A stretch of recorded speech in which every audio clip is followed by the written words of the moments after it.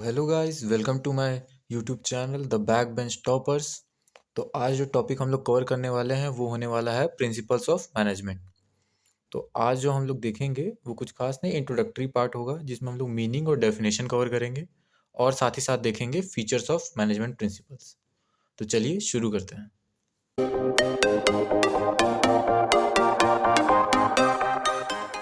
तो सबसे पहले हम आ जाते हैं meaning of principal of management पे।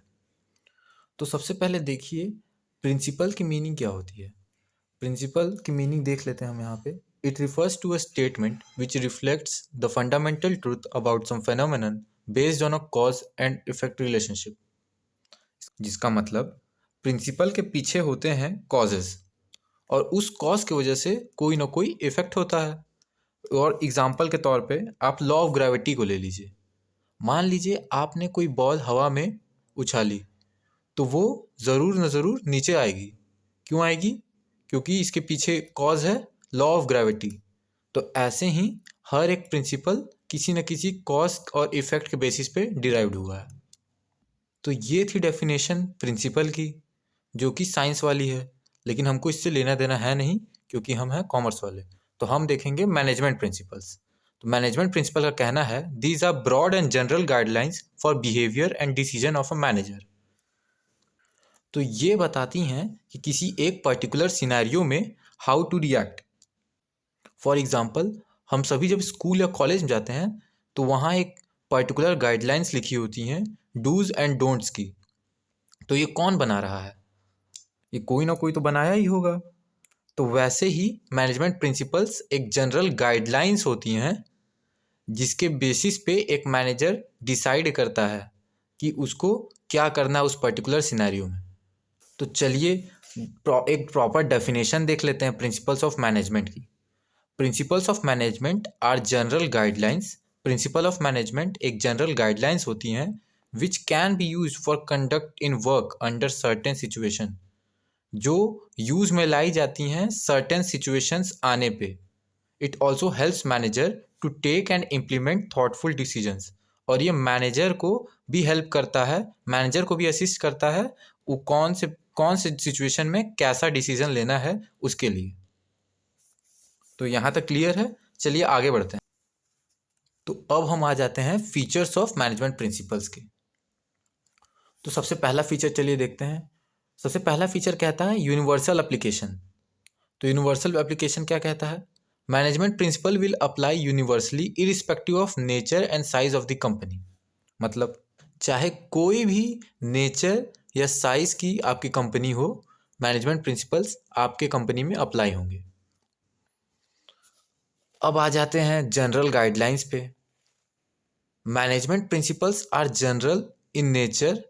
These are not specific in nature, as a result it is only for helping you by giving a general idea about a situation.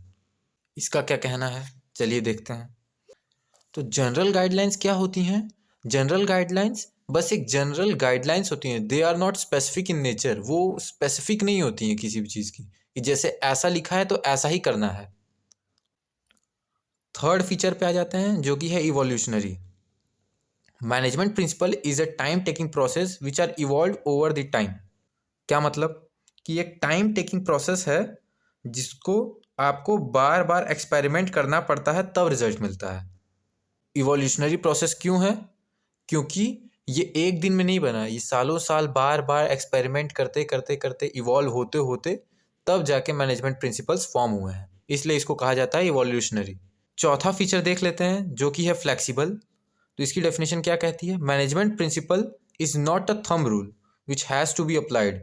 It is very flexible and changes according to the situation. इसका मतलब क्या है? Management principle कोई hard and fast thumb rule नहीं है जो जैसा लिखा है वैसा ही होगा।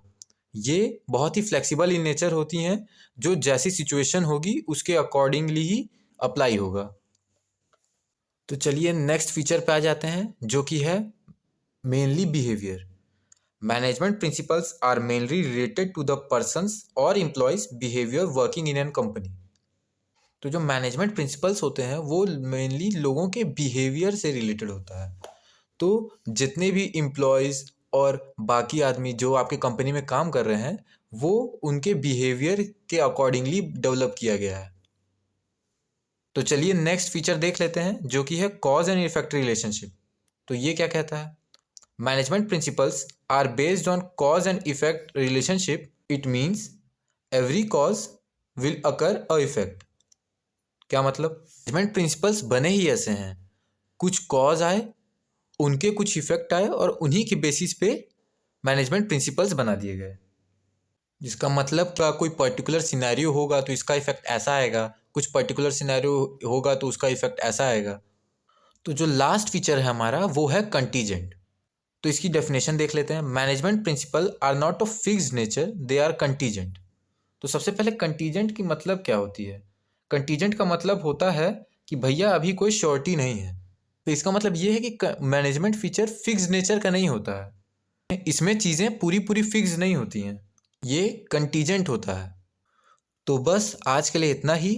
अगर आपको वीडियो पसंद आया तो ज़रूर से लाइक करें, अपने एक दोस्त के साथ शेयर करें, और आगे और ही ऐसी एक्साइटिंग वीडियोस और नोट्स के लिए सब्सक्राइब करें। Thank you.